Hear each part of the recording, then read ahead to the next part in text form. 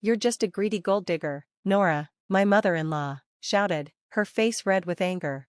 Instead of handing me the key, she grabbed my wrist so hard it hurt. My phone was buzzing nonstop with calls from my boss, and I knew I couldn't waste any more time. Frustrated, I gave in and signed the papers, just as she wanted.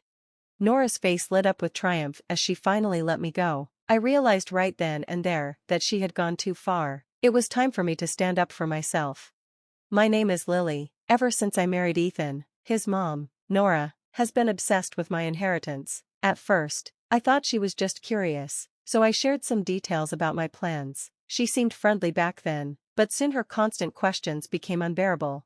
Ethan and his dad, Ben, told Nora to stop prying, but she wouldn't listen. They tried to explain that the inheritance wasn't her business and that Ethan and I were happy with our modest life, but Nora wasn't satisfied. She kept saying the money could improve our lifestyle and even suggested selling our little house to buy a mansion. I laughed and said, "The inheritance isn't guaranteed, Nora." Honestly, I might have even exaggerated it. Everyone chuckled, except Nora, who glared at me. From that moment, she became a completely different person. She turned cold, rude, and nasty, making it clear she didn't like me anymore. I figured she was mad because she thought I was hiding something, but I never imagined how far she'd go. When Nora found out I wasn't some rich heiress, she lost it. 2 months later, she did something unthinkable. One weekend, while Ben and Ethan were away on a fishing trip, I was working on my laptop when Nora barged into the kitchen with a sour look on her face. "Lily, come to my room, now," she ordered. "Why, what's going on?" I asked, confused. "Just follow me, don't ask questions," she snapped. I had no idea what was happening, but I followed her upstairs. Once inside her room, she locked the door and held up the key. "What are you doing, Nora? Why did you lock the door?" I asked, feeling uneasy. "I'm not letting you out until you sign these papers," she said firmly. "What papers? What's this about?"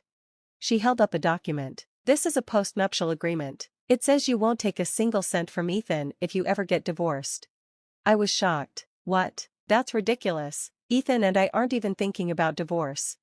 "Oh, Lily, we'll deal with that later. For now, just sign the papers," she said with a fake smile. "You can read them if you want, but it won't change anything. You're not leaving until you sign." I grabbed the papers and quickly scanned them. The terms were outrageous. It said that if Ethan and I ever got divorced, neither of us could claim anything from the other, not money, not property, nothing.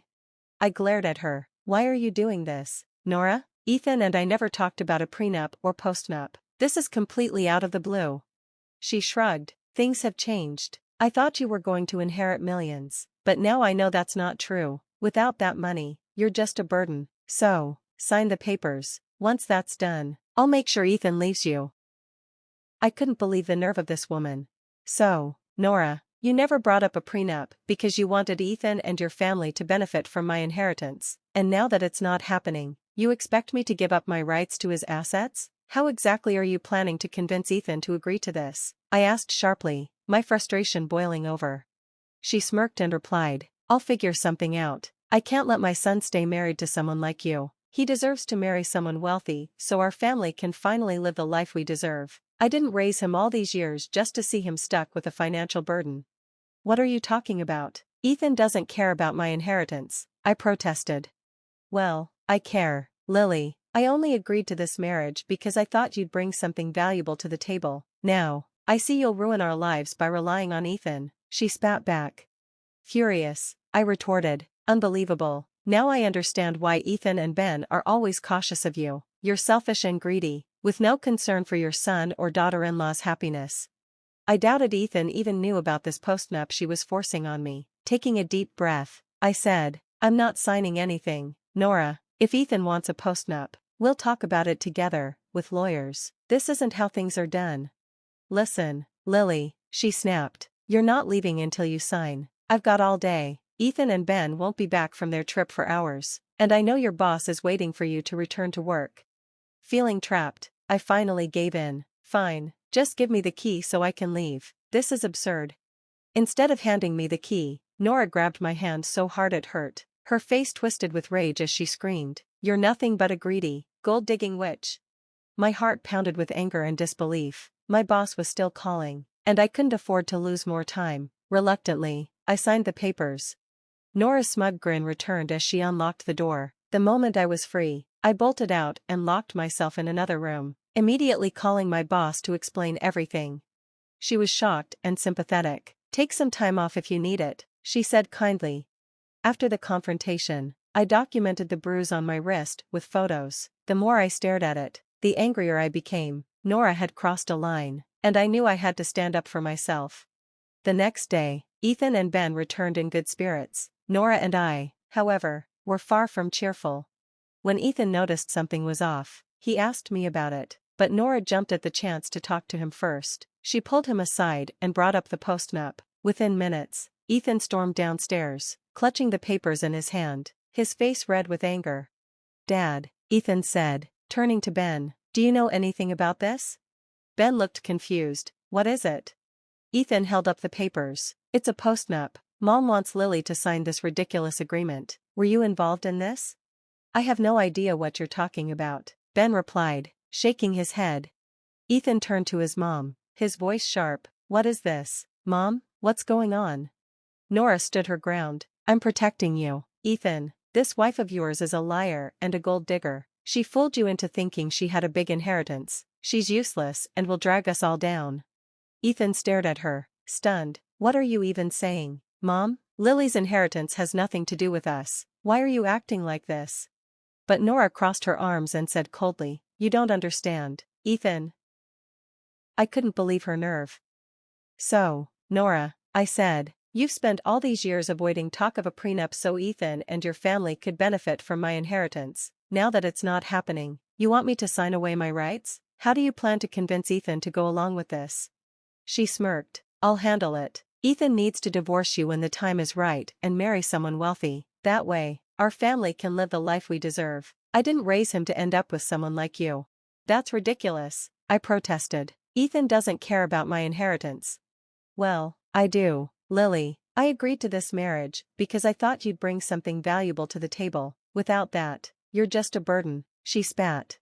Furious, I shot back, "Unbelievable. Now I see why Ethan and Ben are always cautious around you. You're selfish and greedy, with no care for anyone's happiness." Before I could say more, Ethan stormed into the room, holding the postmap. "What's this, Mom? What are you trying to do?" Nora, caught off guard, tried to defend herself. "I'm protecting you, Ethan. This wife of yours isn't who she pretends to be. She lied about her inheritance and will only drag you down." Ethan's father, Ben, joined in. "Nora, have you lost your mind? Why are you doing this?" Ethan glared at her. "Mom, I didn't marry Lily for her money. I love her. How can you even suggest something so disgusting?" Nora crossed her arms. "You don't understand, Ethan. You promised us a better life, but without money, that's impossible." Ben shook his head in disbelief. "Nora, Ethan and Lily have taken great care of us. What more do you want?" "More," she snapped. "With Ethan's job, he could marry someone rich. Imagine how much better our lives would be." The argument escalated, with Ethan and Ben calling out Nora's behavior. Realizing she was outnumbered, Nora tried to turn the tables by crying and playing the victim. "You're all against me. I was only trying to secure a better future for everyone." Ethan had had enough. "That's it, Mom. Lily and I are moving out in 2 months. We're done." Ben nodded. "I'll leave too. I can't stay with someone so cruel." Nora sneered. "You'll regret this. You can't manage without me." "We'll be fine," Ethan replied firmly. "Dad can come with us, and we'll take care of him." Finally, I spoke up. "Nora, there's no need to worry. I'm more than capable of taking care of all 3 of us." Nora scoffed. "Don't make me laugh, Lily. Your little job can't support everyone. You're nothing but a gold digger." I smiled. "Actually, that's not true. I'm quite wealthy, about $8 million in assets." Nora's jaw dropped. "What? You lied about not having an inheritance?" I shrugged. "I was tired of your constant questions, so I joked about not having one. I didn't expect it to expose your true colors. Now I'm glad I did." Nora tried to laugh it off. "Oh, Lily, you're so silly. If I'd known, I wouldn't have done any of this." I looked her in the eye. "Really? If I'd told you the truth, would you have still tried to ruin my marriage?" Thank you for reading. Please like and share this story if it inspired you. See you next time.